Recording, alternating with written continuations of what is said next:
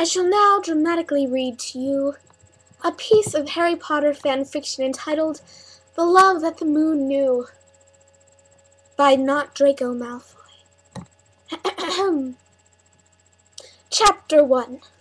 Draco Malfoy sat on his bed, his head fallen from the exhaustion of a terrible Quidditch practice.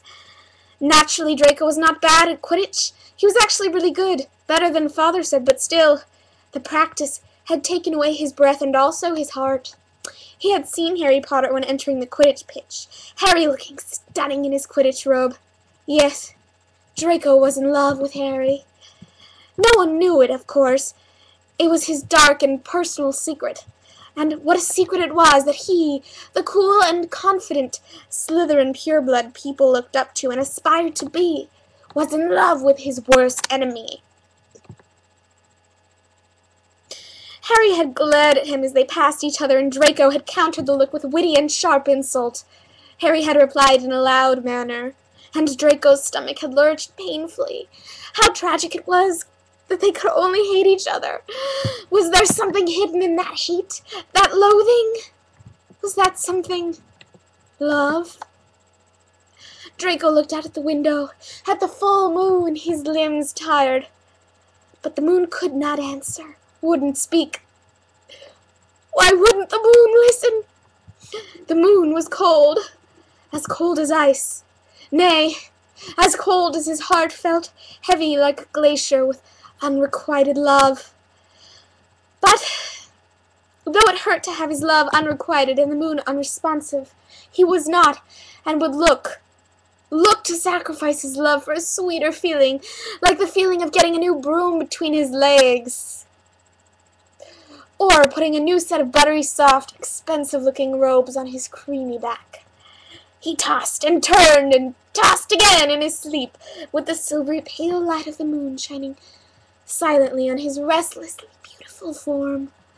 From high above in the sky, the moon watched Draco Malfoy sleeping on his fine sheets of 800 thread count imported Egyptian cotton.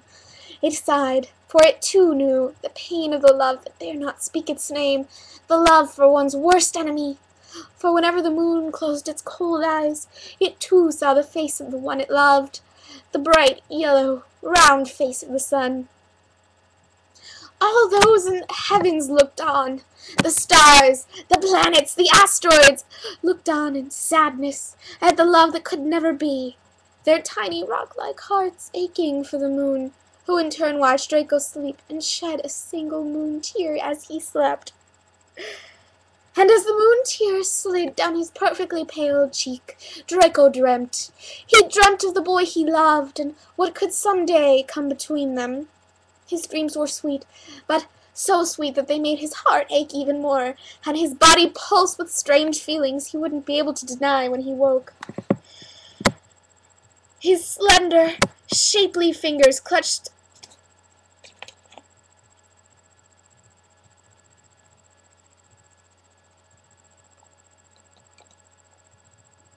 the exquisite sheets in their tapered tips.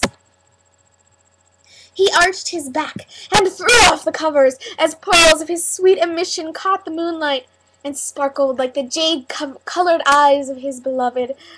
If only he could give Harry the pearls of his love. The next morning Draco awoke, stiff with longing. He cursed himself silently for falling so in love with his worst enemy. How tragic, how awful, how lonely it was! He elegantly sat up in his bed, looking beautiful despite his troubled sleep, and brushed 3 perfect blonde strands out from his handsome gray eyes. He strode over to the mirror and glanced at his reflection, looking at his profile from every angle. I am quite possibly the most attractive man at this school, he mused, before picking up a hairbrush, and, although his hair didn't really need brushing, of course, as it fell so perfectly, he dressed quickly, arranging his handsome robes to hide his huge problem, and hurried down to the great hall to have breakfast. At the Slytherin table, he could not stop staring at Harry Potter, with his dark hair and piercing green eyes that made him shiver. He looked at his reflection in his fork in case he'd accidentally become rumpled, and was pleased to know that he looked as perfect and handsome as ever. Then he made a swift decision. he was going to talk to Harry Potter at breakfast. Draco casually strolled to the great hall of Hogwarts, but instead of walking to the table of the prestigious Slytherin house, he grudgingly made his way over to the table of Gryffindors. "Hello, Potter," he said, trying to sound spiteful, which was difficult because Harry's name reminded him of sweet things, like honey. "Malfoy, what do you want?" Harry asked, turning his head, facing Draco's stern gray orbs, his beautiful green ones sinking into the gray. Draco was mesmerized. "You're stupid," Draco delivered with his usual eloquence. "As are you," Harry said softly, brief pain flickering in his eyes. Draco shivered. What was that shade he had just encountered in Harry's look?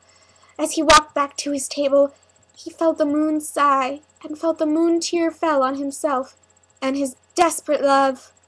Would things change? Would they ever? Draco wandered listlessly to potions class after the breakfast hour had finished. He felt lost, confused, and did not want to go to class, yet he knew he must, because that was what was expected of him. His father had high standards, and if he did not meet them, well, that was something he didn't want to think about. Double potions with the Gryffindors. Oh, how Draco both looked forward to and dreaded this class. He looked forward to this because of his chance to gaze at Harry Potter's beautiful face, screwed up in concentration as he tried to get his hex-repellent potion the right shade of puce. Dreaded it because of his longing for Harry and for his disability of not being able to do anything about it. For when he spoke to Harry, despite his best efforts, all that came out were insults. Yet, that morning, Draco got a surprise.